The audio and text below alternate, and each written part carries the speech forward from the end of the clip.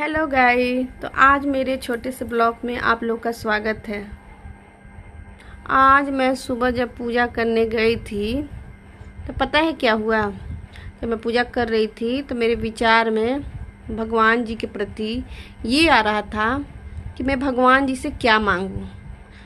फिर मैंने सोचा कि मेरे पास फॉर्चूनर नहीं है।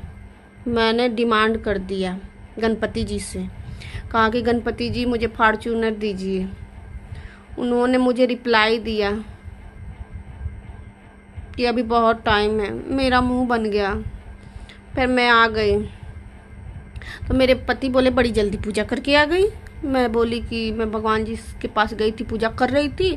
भगवान जी से मैंने कुछ मांगा तो गणपति जी बोले कि तू जब पूजा करने आती है तो डिमांड ही चाहिए, ऐसे पूजा नहीं कर सकती। तब फिर क्या हुआ, बोले कि जाओ अच्छे से पूजा करके आओ। मेरे पति बोले। मैं गई पूजा करने। जब मैं पूजा कर रही थी फिर मेरे मन में ख्याल आने लगा, चलो जब देना होगा देंगे भगवान। फिर करके आ गई। जब आई तो पति ने बोला फिर कुछ मांगी। मैंने कहा नहीं, मैंने कुछ नहीं मांगा। मैंने कहा कि जो भी थोड़ा सा पाप उप की हूँ ना प्रभु, तो उसे आप देख लीजिएगा, हिसाब किताब यहीं पे, ऊपर जाने के बाद नहीं। तब मेरे पति हंसने लगे ठहाका मार के और बोल रहे हैं ना पागली कहीं की मुझे।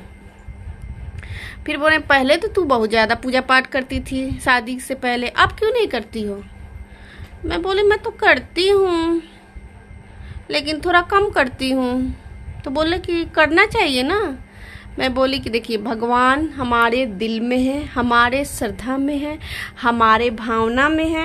हम उनको दिल से पूजा करते हैं, हर वक्त करते हैं। हमारे दिमाग में है, हमारे दिल में है, हमारे हृदय में है।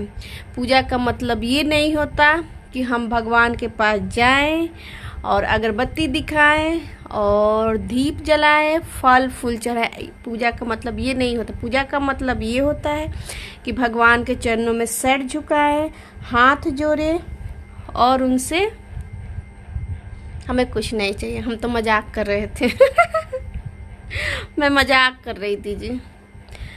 भगवान ने हमें सब कुछ दिया है और ये संसार जो है, संसार भगवान के ही मर्जी से चल रहा है। हम इंसान भगवान की मर्जी से चल रहे हैं। एक भी पत्ता जो है भगवान के बिना हिल नहीं सकता।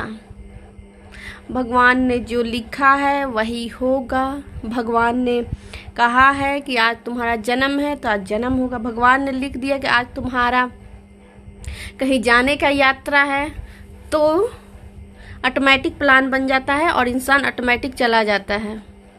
इसलिए भगवान जो करते हैं अच्छा करते हैं। हमें भगवान पे विश्वास रखना चाहिए अटूट। वो हमारे साथ खड़े हैं पर हमें दिखाई नहीं देते। जैसे कि हमने देखा था पहले महाभारत में कि कृष्ण भगवान जो हैं अर्जुन के साथ खड़े हैं पर कुछ नहीं कर रहे हैं। वो कह रहे हैं कि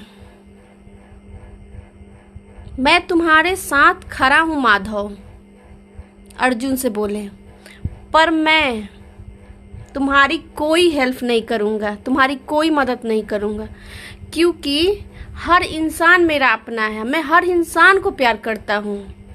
ये तुम्हारी लड़ाई है, तुम खुद लड़ो। मैं तुम्हारे साथ खड़ा हूँ लेकिन तुम्हें अपने दिमाग से, बुद्धि से सब कुछ करना है। इसीलिए कहते हैं लोग कि लोग भगवान को दोष देने लगते हैं, भगवान ने ये कर दिया, भगवान तुम्हें दिमाग जब दे दिए हैं सब कुछ करने के लिए तो फिर क्यों भगवान को दोष दे रहे हो। तुम्हारे पास ज्ञान है, बुद्धि है, सब कुछ है, खुद करो। भगवान को दोष देना बंद करो। लोग हर इल्जाम भगवान पे लगा देते हैं जो कि गलत है। वो तो हमारे साथ खड़े हैं और हमेशा रहेंगे, पर कहते हैं कि सबको मैंने ज्ञान दिया है, बुद्धि दिया है, तुम अपने बुद्धि से अच्छे कर्म करो, अच्छे विचार करो, दूसरों की सहायता करो, दूसरों की मदद करो, तुम्हारा काम सब सफल होगा। ठीक है, इसीलिए कहते हैं भगवान हमारे साथ है, भगवान सबका भला चाहते हैं, भगवान सबको प्रेम करते हैं और भगवान के हम सब बच्चे हैं। भगवान हमारे अंदर है, भगवान हमारी आत्मा में है और सबके अंदर है, सबके आत्मा में है। भगवान सबको प्यार करते हैं क्योंकि सारे मनुष्य भगवान के ही अंश हैं। इसलिए सबके अंदर भगवान है और सब इंसान अच्छे होते हैं, बस उसकी सोच गंदी होती है। शकल सूरत सब अच्छी होती है पर उनकी सोच गंदी होती है और कुछ नहीं। इसलिए okay, bye bye, new blog में मिलते हैं, बाय बाय। अच्छी लगी हो तो कमेंट में बताइएगा, फिर हम कुछ नया बनाएंगे जी ब्लॉग में। Okay, bye bye.